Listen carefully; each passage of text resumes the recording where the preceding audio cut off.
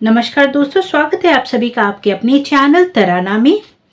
Video को शुरुआत करने से पहले आप सभी लोग जो आज इस वीडियो को देख रहे हैं और जो तराना फैमिली का हिस्सा हो चुके हैं और तराना फैमिली में हिस्सा होते जा रहे हैं, उन सभी को तहे दिल से मेरा धन्यवाद। आज हम सीखेंगे कि स्वर ज्ञान का तरीका व खुद से गाना निकालने की विधि।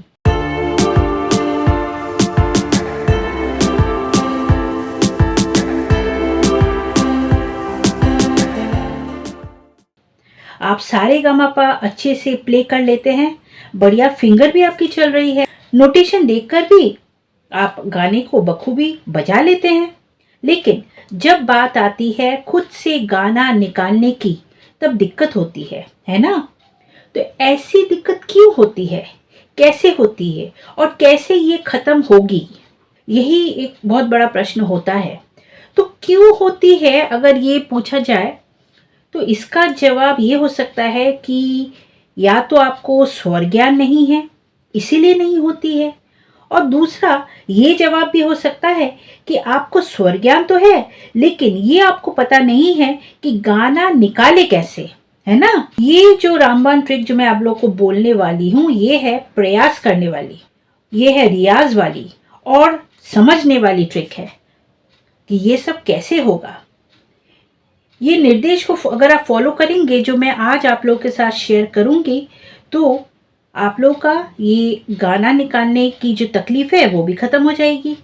तो चलिए आगे बढ़ते हैं और देखते हैं कि कैसे इसको किया जा सकता है।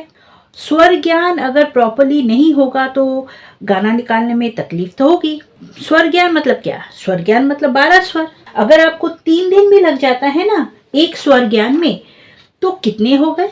36 दिन, यानी कि 1 महीना और 6 दिन में आप लोग का 12 स्वर का ज्ञान बहुत अच्छी तरह से हो जाता है और वो बहुत आसानी से हो जाएगा।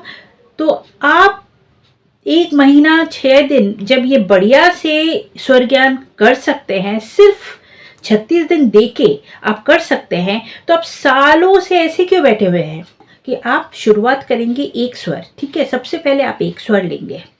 एक स्वर जब आप लेंगे ना, तो आप सोच लीजिए कि वो एक स्वर को आपको किस तरीके से करना है। आप उस स्वर को लेंगे और उस स्वर को आप सबसे पहले बजाएंगे। आप सबसे पहले आप बजा रहे हैं, ये है सा। हड़बड़ाहट नहीं करनी है, ठीक है? आप सा बजा रहे हैं, पहले आपने बजा लिया, आपने सुन लिया कि सा कैसे साउंड करता है। जब आप इसे सुन लिया, उसके बाद आपको क्या करना है, इसको अपनी आवाज से निकालना है, गाना है। जितनी देर तक आप खींच सके तब तक आप सा को गाएंगे। उसके बाद ये कर लिया।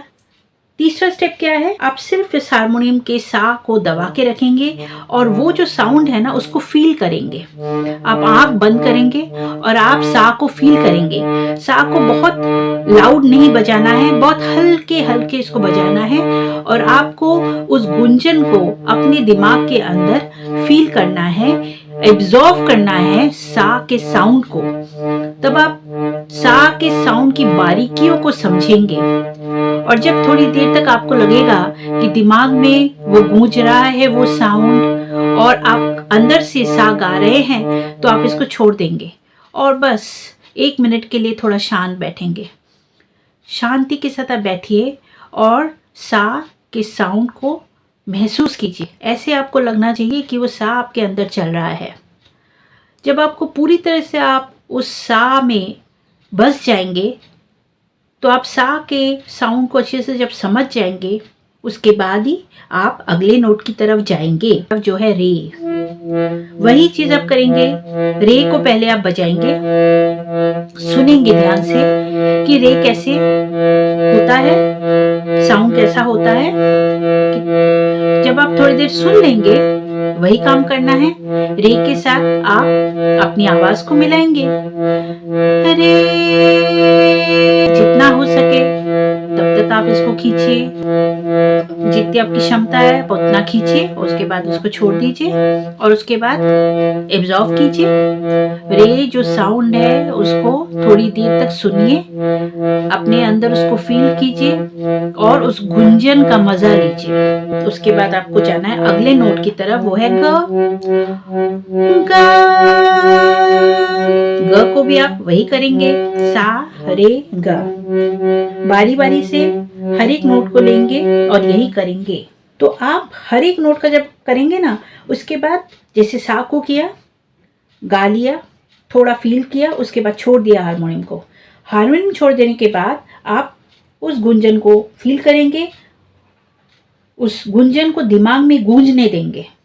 जब दिमाग में वो गुंजन खत्म हो जाएगी उसके बाद ही आप अगले नोट की तरफ जाएंगे, उसके पहले नहीं।